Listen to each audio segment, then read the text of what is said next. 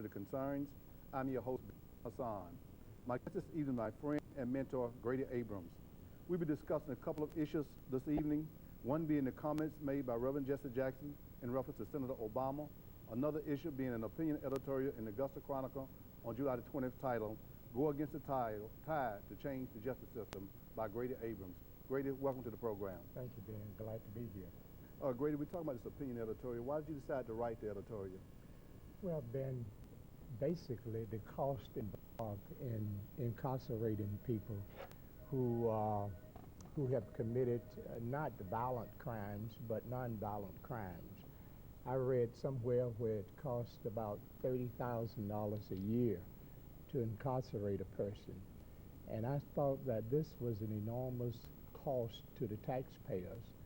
And sometimes we don't question this cost because we don't know about it and it's not brought to our attention.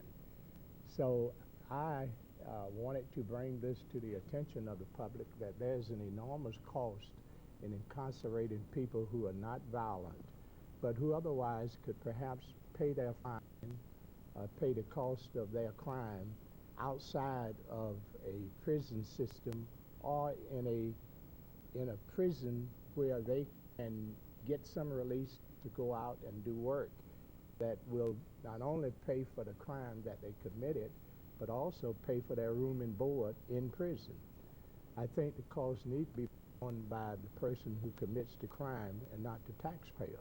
Okay, but also very interesting, most time when you write letters to the editor, opinion editorials, you always tell a story. Why is that always important when you write your article? Well, before I get into the meat of the article, I want to kind of soften things and allow people to understand where I'm coming from when I get to the article. So it's just an introduction into the article. Okay. So the article here, as I begin to look at some of the bloggers on the Chronicle in reference to it, some of them were on point, but quite a few was making reference to assuming that you were more so concerned about who was being institutionalized as opposed to the taxpayers. And to me, you was focusing more on the cost that the taxpayers is bearing as a result of people being incarcerated. Right. You know, more than they. But what was your real point? So that's my perspective on it. What is your true point here? Well, that was my point. I wasn't trying to put any particular group out front as being more incarcerated than another group. That wasn't the issue in this article. The whole issue was cost. Just think, Ben, $30,000 a year to incarcerate a person who has perhaps committed a nonviolent crime. The other thing is that what do we get for incarcerating people of this ilk? We get a person who goes into the prison system, perhaps maybe the first time, but by the time he gets out or she gets out, that person is not going to be a better person except for some thing that happened. Some people said they found the Lord while they were in prison, but not many people find the Lord in prison. That's just a minuscule number of people that do so. What happens to the rest of the people? Many of them become worse after going into prison, and coming out, they are worse people than they were when they went in. So in a way, what we are doing, the victim has paid for the crime by being victimized, and then we turn around as taxpayers and pay for the crime again by housing these people and having them sit into a prison cell, perhaps watch TV, go out on the recreation grounds and do recreational work. But other than that, they are not productive. So we are paying the cost of them to be non-productive, and at the same time paying the cost for them to come out to be worse criminals than they were when they went in.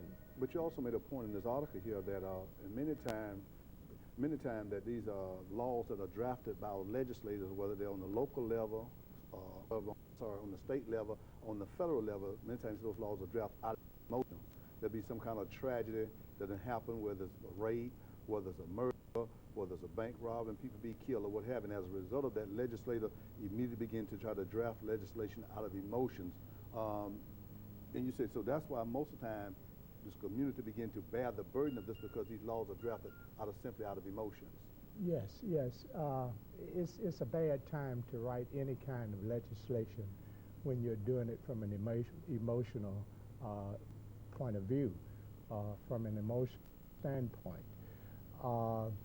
Laws should be written rationally. We should take plenty time to think about them, but I understand the plight of politicians. If someone's child has been murdered, been raped, and you are being requested to go to the State House, to Congress and write some legislation, you're not going to be resistant to the request of those people because these are voters who put you in office, and nobody wants to resist writing legislation that's going to help victims. And I'm not against legislation that is written to help victims. What I'm saying is that when we write legislation, let's do it in a more rational way. When we started the war in Iraq, we started that and supported that war because we were emotional about what happened at 9/11. So it was easy for the president to sell us on going to Iraq and fighting the war there. Now we are realizing just how much that war cost us in terms of lives and money, and we are rethinking what we had done several years earlier. Same thing applies to writing legislation for crime. We need to really sit down and think about it, try as much as we can to eliminate the emotional aspect of the crime, and say what is best not only for the victims but also for the taxpayers. And sometimes I don't think we include the taxpayers, especially the cost to the taxpayers when we are writing legislation. But also to compound that fact about people who know emotional laws being written, there's a certain element across the nation that believe in such thing as a person being able to rehabilitate. They believe in strictly impunitive. Yes. And then we also paying a serious cost once again because you gave an example in there saying about if you incarcerate 100 people at around $30,000 a year, you're talking about serious monies here. Sure, serious money. And you saying with this money you can take and be a library, school, and what have you, just on 100 people alone. So just remember, just be mindful of how many hundreds and thousands of people that are incarcerated across this, that the taxpayers are bearing the burden of it, and those people eventually has to come back to society. Yes, I call it the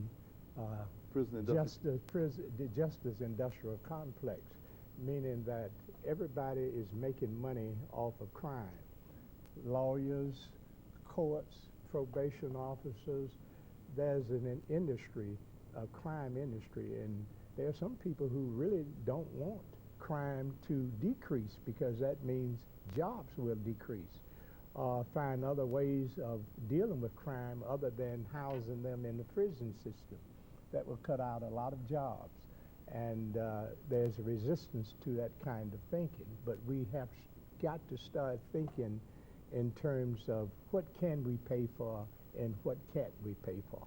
So you do believe, and I think if we would say go across the board, and I wanted to do some state numbers, and I really didn't get a chance to call out correction institution on the state level to try to see what is the average time frame that people are incarcerated in the state of Georgia. But I feel confident saying between, I say 7 to 10 years. Let's go in the high end of 10 years. Mm-hmm. So what your real goal is saying to the taxpayers, listen, why don't we create a system pretty much whereas people can be rehabilitated while they're incarcerated, because eventually those people are going to come back to society. Is that your point? One of your points? Yes, that's one of the points. We don't want people to come out worse than they were when they went in. And if there's no rehabilitation going on, and some people resist rehabilitation. I've heard people say, we don't want them rehabilitated. We want them to be punished. And I don't think they really know what they're saying, because if you treat a person like an animal while you have him or her incarcerated, that person is going to come out being an animal and do more harm to society than initially was done. We have got to move into the arena of rehabilitation. No matter how angry we are with the person who's committed the crime, that's where we have to get back to rational thinking. what is the best thing for society, for the taxpayer, in the end? Is it making this person more humane, or is it rehabilitated?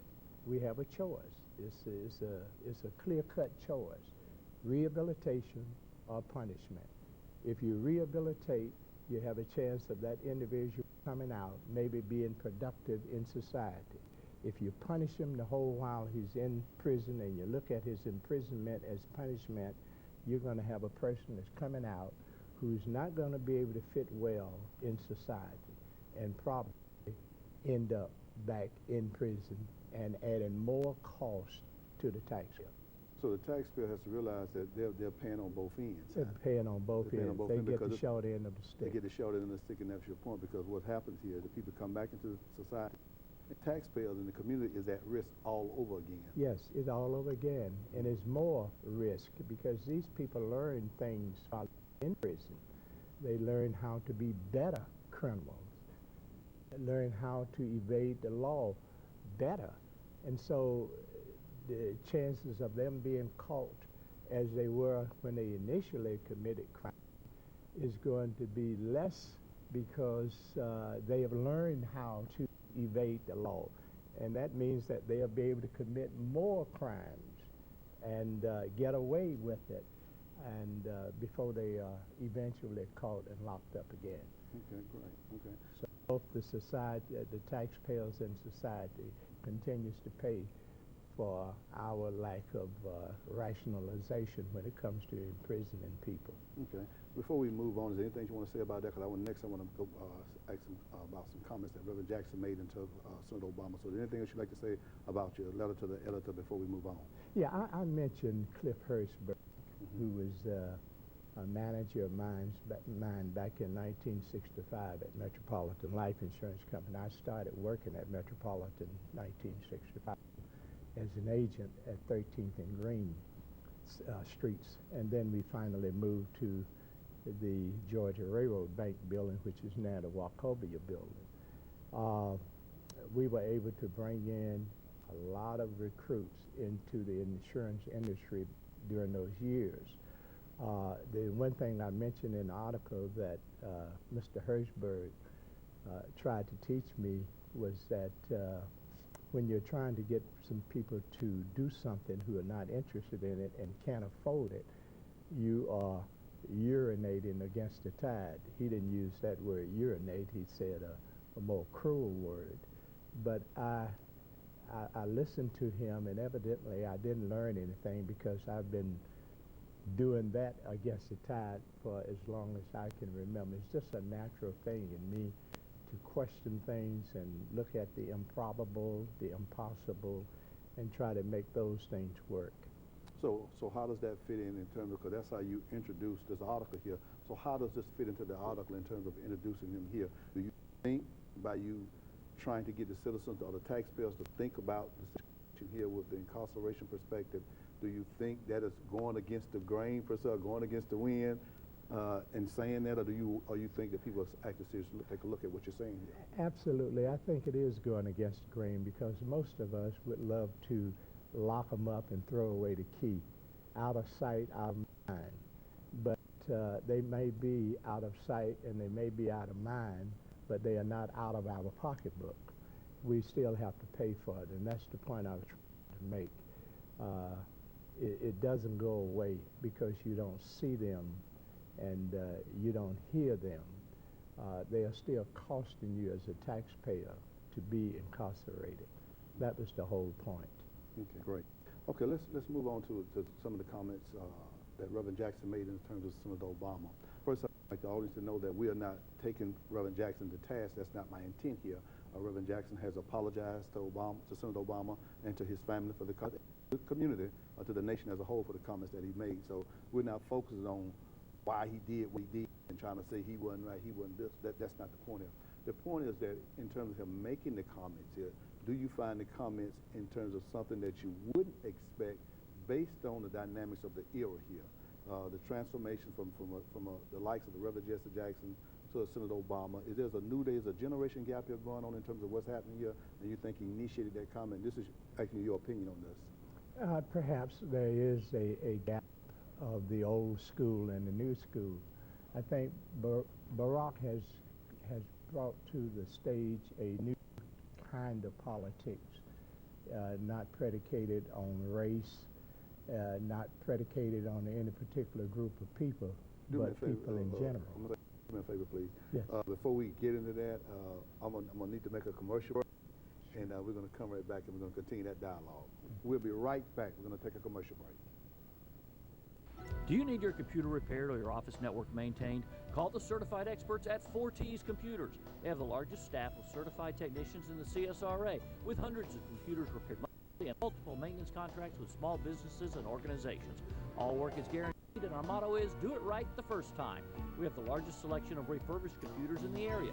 4T's has 2 locations to serve you, 592 Expressway across from Home Depot and Windsor Plaza next to the post office on Peach Orchard Road.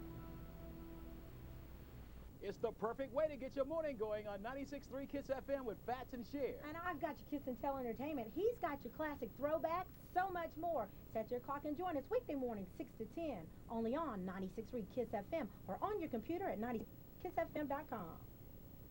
For quick and friendly service, come to Quickway Florists. Call our professional staff to inquire about beautiful fresh cut arrangements, seasonal bouquets, centerpieces, and more. Let us help customize your funeral designs. Or stop by and purchase one of our pre-arranged bouquets.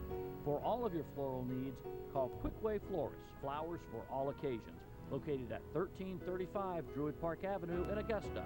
Quickway Florists. I'm Sister King Cannon, and I encourage you to tune in every Monday through Friday on Praise 96.9, where we bring you inspirational praise 24 hours a day.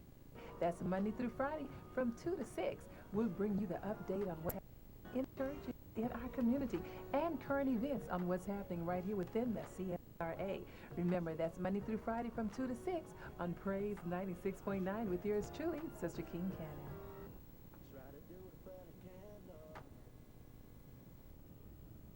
Welcome back. You're watching Comcast Community Concerns. Your host, Ben Hasan. My guest, once again, is Grady Abrams, my friend and mentor. Grady, before we went to commercial break, I was making mention of that we was going to be discussing here in this segment some comments that Reverend Jackson made in terms of Senator Obama. We let it be known once again that he had apologized. So we're just talking about the nature of the comments out of context in terms of there's a generational gap here. We're living in a new day and time here versus Reverend Jackson. Just so do you think that was what caused the comments that Reverend Jackson made? Yeah, I think there's a gap from the old school to the new school. As I said, Obama is practicing a new type of politics that we've not seen or heard of in this country before, especially coming from a black man. I can understand how Reverend Jackson would have some issues with it. He's been out there for 40, 50 years on the front line.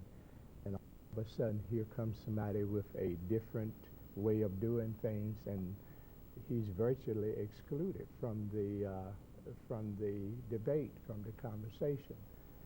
And but you know, we got to take this in context, Ben. Those comments that Reverend Jackson made were made with a hot mic. I would hazard to guess that with any of us, if the mic were on us and unaware, that some of the things that we would say and are saying, people would hold us to be some kind of inhibitor of progress. We would say, well, looks like everybody is angry with Obama. Because I know from time to time, many of us said some negative things about Obama, things that he's saying, things that he is doing that we don't agree with. In this case, it just happens that the mic was on Reverend Jackson, and I don't hold him for that because he wasn't saying it in a public forum. He was saying it privately, and evidently the person he was talking to understood it because he didn't resist the conversation at all. We all make comments when we feel that we can make them whether in private conversation or whether we are talking to ourselves. So let me ask you this then. So let's not talk, okay, granted, except all that you said there, but let's look at it from perspective. Let's look at what was said in terms of personal responsibility, because his comments seem to stem, I think there's a bigger issue, seem to stem from the Father's Day speech that Senator Barack had made into a church about personal responsibility. Why would that personal responsibility draw that type of response? Well, Ben, it even draws that kind of response from your program. Things that we've talked about, it's not popular in the community. Some of those things, have been, we've defined Uncle Tom. Uncle Tom, and apologizing when you're wrong. Power of forgiveness. Power of forgiveness. Had Jerry Smith to talk about it's time to stop blaming the white man. Yes. Those kinds of things, but go ahead. Those things are resistant in our community. So we're not going to be popular bringing these issues and these subjects up. We want to keep people sort of dependent, and that gives us control over them. We who now? When you say we, those who are in leadership positions okay. want to keep people dependent on them. Don't want them to think for themselves. I find that to be very prevalent in this community. Is derided in this community. We are not put up as people who are to be listened to. People will go out of their way to keep people from listening to these kinds of conversations. Control factor is involved here. You control people when you can control what they can hear and what they should hear. And as I said, it's very prevalent in this community. So now are we witnessing something here in terms of Senator Obama, the comments that Reverend Jackson made about Senator Obama? He has apologized. Senator Obama's message has not only, he made it on the Father's Day, he has went before the NAACP and reinforced it. It seems to be being accepted now. So are we entering into a new era now for the things that we have talked about here for the last couple of years, not just on this program, but even when we were on the radio? Are those now becoming of age now that our community and the community at large is ready to hear those things? Do you think that is happening? To some extent, but I think we have a long way to go. There are people who are jumping on the bandwagon because it's popular to do so. But the real deal is going to come when if Obama is elected president, we're going to find that he's not going to be able to do the things that we are hoping that he will do, and that is continue programs, help programs, and doing a lot of domestic things for people. I think it's a heads up that he's given us about individual responsibility.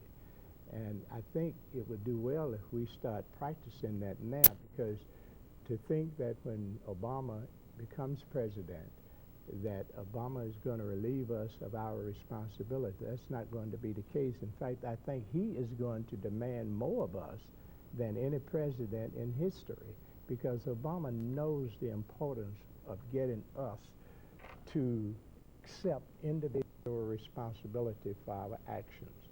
Only then can we grow as a people and contribute to this country once we get out of that dependency mode and get into an independent mode. So let me move away from that. Well, not move away from it, but does that, just over the weekend, I saw a special, Reclaiming the Dream, and we saw the likes of Bishop T.D. Jakes, Ed Gordon,